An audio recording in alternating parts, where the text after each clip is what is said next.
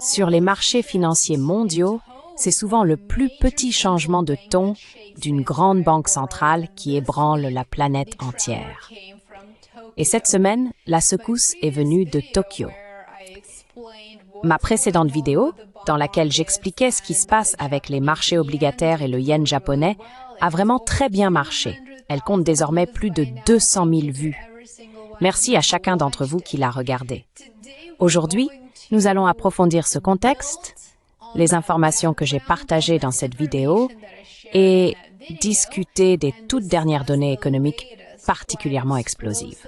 Ce qui semblait être une journée ordinaire s'est transformé en déroute pour les obligations mondiales après que la Banque du Japon a indiqué pour la première fois depuis des mois qu'une hausse des taux pourrait intervenir début décembre.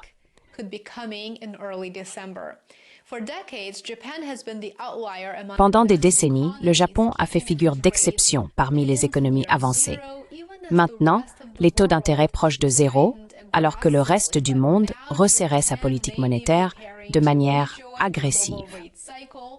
Mais aujourd'hui, le Japon pourrait se préparer à réintégrer le cycle mondial des taux, ce qui aura un impact direct sur l'économie des États-Unis. Et dans un instant, j'expliquerai comment. Tout a commencé par un commentaire du gouverneur de la Banque du Japon, Kazuo Ueda, qui a suggéré que la Banque centrale examinerait les avantages et les inconvénients d'une hausse des taux lors de sa prochaine réunion.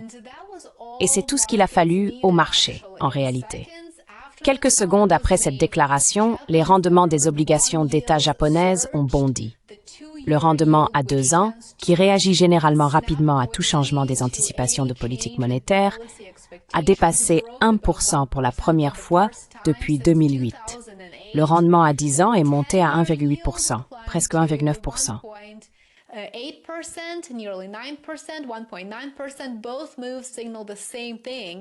Les deux mouvements signalent la même chose.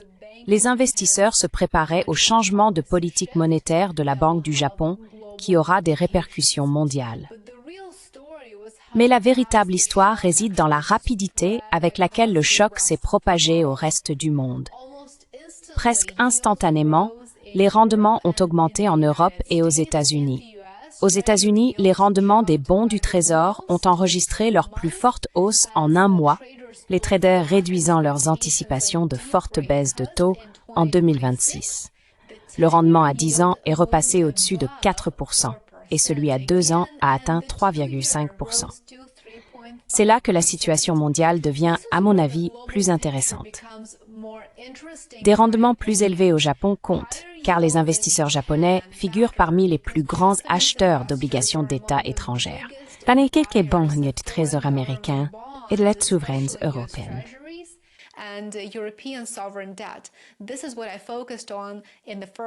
C'est sur cela que je me suis concentrée dans la première partie de cette vidéo, celle que j'ai mentionnée plus tôt. Et si les taux d'intérêt nationaux finissent par offrir des rendements plus attractifs, que vont faire ces investisseurs? Eh bien sûr, ils commenceront à rapatrier leur argent. Il n'y a pas d'autre issue.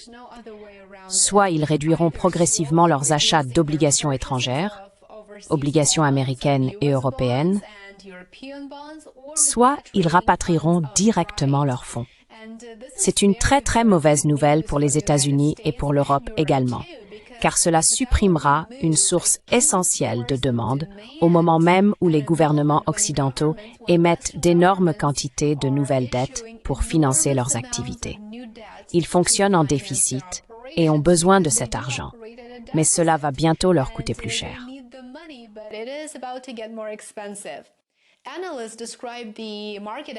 Les analystes ont décrit l'évolution du marché comme un effet papillon, où un simple signal restrictif à Tokyo a resserré les conditions financières à l'échelle mondiale. Pour les États-Unis, cela n'a pas seulement entraîné une hausse des coûts d'emprunt à court terme. Cela a également réduit les attentes concernant des baisses de taux agressives en 2026. En réalité, les marchés à terme américains n'anticipent désormais que quelques baisses l'année prochaine, et non plus les 6, 7 ou 8 prévues il y a seulement quelques semaines. Le yen a réagi tout aussi vivement, et cela est également très important. Après un mois de faiblesse, la devise a bondi de près de 1% face au dollar à un moment donné. Mais ce n'était pas seulement une histoire d'obligation. Les actions ont aussi été touchées. À Wall Street, les valeurs technologiques ont mené le repli.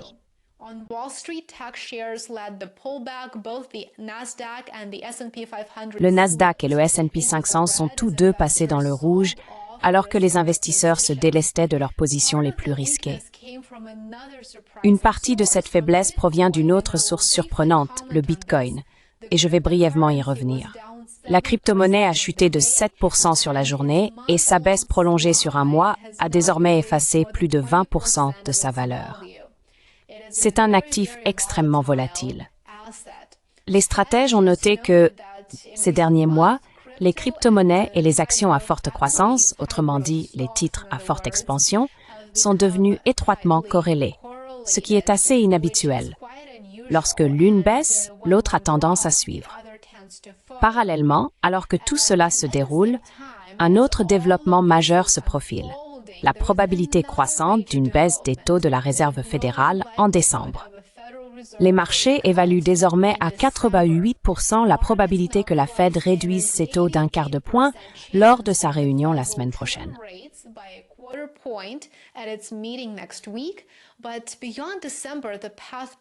Mais au-delà de décembre, la trajectoire devient beaucoup plus floue et il y a énormément d'incertitudes.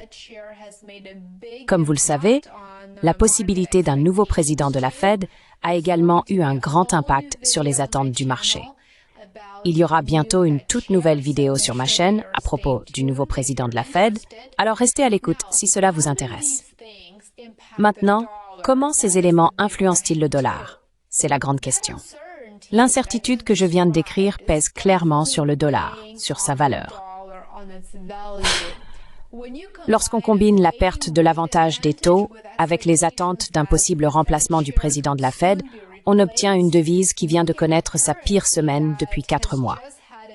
Derrière tout cela, on voit des signes indiquant que l'économie américaine perd un peu de son élan.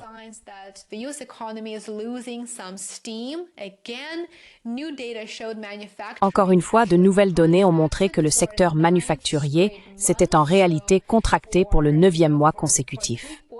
Ainsi, depuis 3 trimestres, il est en recul. Tant pis pour la réindustrialisation, n'est-ce pas?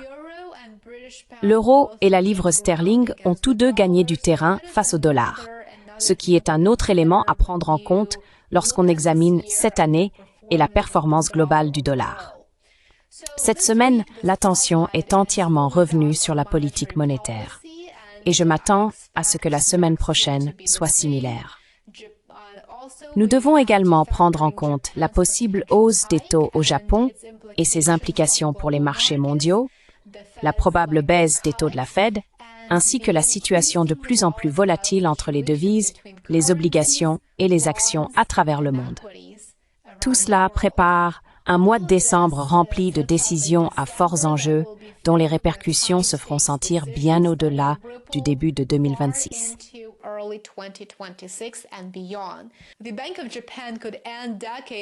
La Banque du Japon pourrait mettre fin à des décennies de politique monétaire ultra accommodante. La Réserve fédérale pourrait confirmer sa baisse de taux et les investisseurs pourraient obtenir plus de clarté sur la personne qui succédera à Jerome Powell. Pour l'instant, cependant, le message des marchés est très simple. Lorsque le Japon bouge, les économies mondiales réagissent très rapidement. C'est donc assurément un point à surveiller. Je vous tiendrai informé des derniers développements sur mon Substack et mon Patreon. Merci beaucoup de m'avoir suivi. J'apprécie sincèrement le temps que vous m'accordez. N'oubliez pas d'aimer, de vous abonner et de partager mon contenu. Je suis reconnaissant envers chacun d'entre vous qui êtes devenus abonnés payants sur YouTube, Substack et Patreon. Merci infiniment pour votre soutien et on se retrouve ici demain. À bientôt.